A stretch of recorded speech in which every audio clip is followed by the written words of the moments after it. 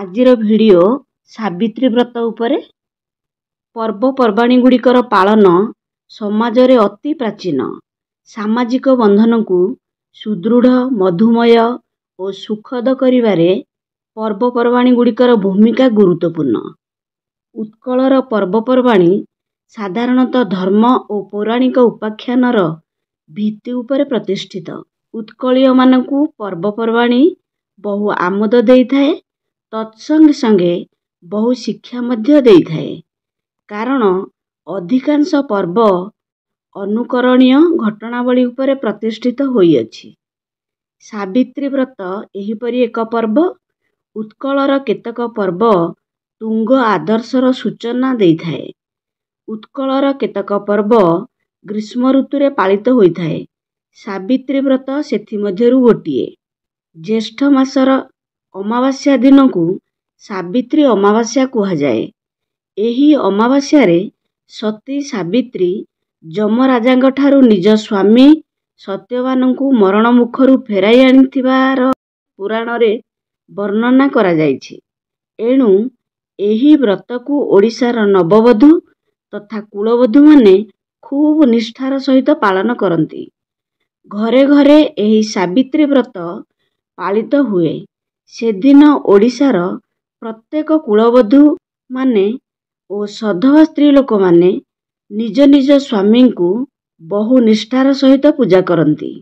ଏହି ବ୍ରତ ପାଳନ କଲେ ସ୍ୱାମୀ ଓ ସ୍ତ୍ରୀଙ୍କ ମଧ୍ୟରେ ସୁସମ୍ପର୍କ ସ୍ଥାପନ ହୁଏ। କେତେକ ଲୋକ ଏହି ବ୍ରତରେ ଲକ୍ଷ୍ମୀ ନାରାୟଣଙ୍କୁ ପୂଜା କରିଥାନ୍ତି। ଆଉ କେତେକ ଲୋକ ଯମରାଜ, ସତ୍ୟବାନ ଓ ସାବିତ୍ରୀଙ୍କୁ ପୂଜା କରିଥାନ୍ତି। ଏହି ପୂଜା ଗ୍ରାମ, ମନ୍ଦିର, ମଣ୍ଡପ କିମ୍ବା ବଟବୃକ୍ଷ ମୂଳେ ହୁଏ। ଏହି ପୂଜାରେ ସଧବା ନାରୀମାନେ ନୂଆ ଶଙ୍ଖା, ବିଭିନ୍ନ ପ୍ରକାରର ଫଳମୂଳ, ଫୁଲ, ଚନ୍ଦନ, ଧୂପ, ଦୀପ ଦେଇ ପୂଜା ମଣ୍ଡପରେ ମିଳିତ ହୁଅନ୍ତି। ବ୍ରାହ୍ମଣ ବା ପୂଜକ ଫୁଲ, ଚନ୍ଦନ, ଧୂପ, ଦୀପ ଓ ନୈବେଦ୍ୟ ଅର୍ପଣ କରନ୍ତି। ପୂଜା ସରିଲା ପରେ କୁଳବଧୂମାନେ ହୁଳହୁଳି ପକାଇ ପୂଜା ସମାପନ କରି ନିଜ ଘରକୁ ଯାଇ ନୂଆ ଶଙ୍ଖା ପିନ୍ଧି ପ୍ରଥମେ ନିଜ ସ୍ୱାମୀଙ୍କ ପାଦତଳେ ପ୍ରଣାମ କରି ପୂଜା କରନ୍ତି।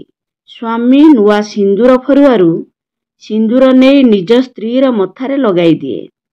ଏହାପରେ ସ୍ତ୍ରୀ ସ୍ୱାମୀର ପାଦଧୂଳି ନେଇ ମଥାରେ ମାରେ।